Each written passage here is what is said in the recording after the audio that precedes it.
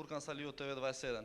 A mendoni që ka ardhur koha që pas 20 ditëve më në fund të tregoni se cili është qëndrimi juaj rreth platformës shqiptare? Ako nemate prevедувач kevi preveda? Мухамед, помогни ми.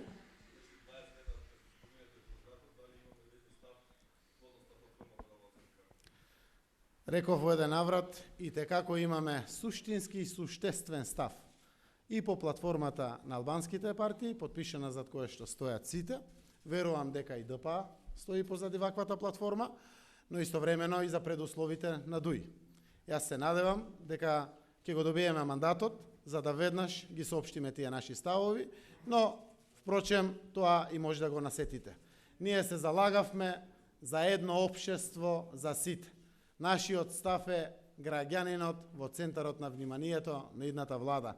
Од тука целосно сме позитивни кон овие аспекти и доколку мандатот биде час поскоро даден во наши раце, верувам дека веднаш ќе ги отвориме на транспарентен и јасен начин за да бидат јасни и недвосмислени за сите граѓани на Република Македонија. Повелете?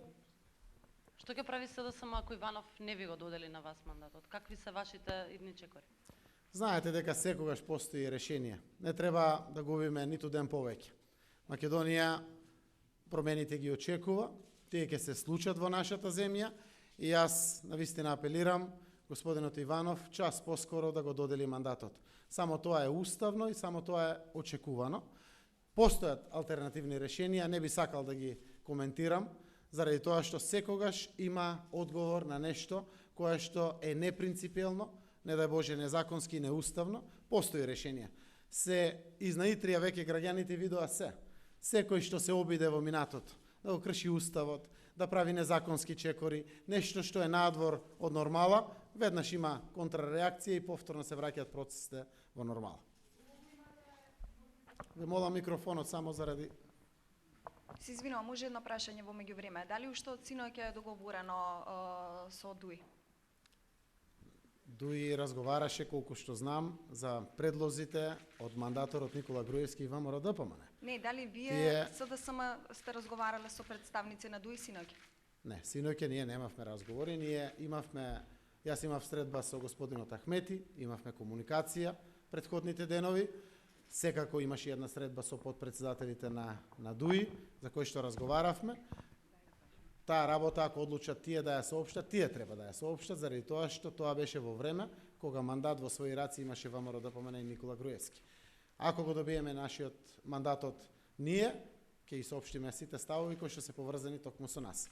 Ако прашањето е конкретно дали синоќа течеле разговори меѓу нас и ДУИ, не. Имате ли вие обезбедено мнозинство во парламентот? Еве вака, сето тоа е нешто од следните чекори кои што следуваат во Република Македонија.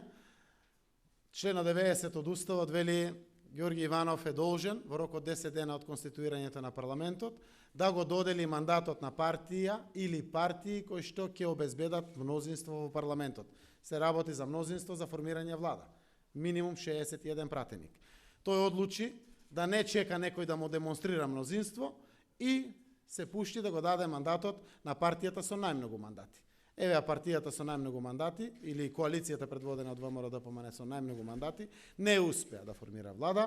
Логично е мандатот да биде даден на втората по мандати партија во парламентот, а тоа е коалицијата предводена од СДСМ. Согласно тоа, мандатите и мнозинството, како и платформата за влада се обезбедуваат по пат на преговори и разговори. Ние досега немавме можност тоа да го обезбедиме. Јас верувам, не верувам, убеден сум дека ќе го формираме мнозинството парламентарно и дека ќе ја формираме идната влада.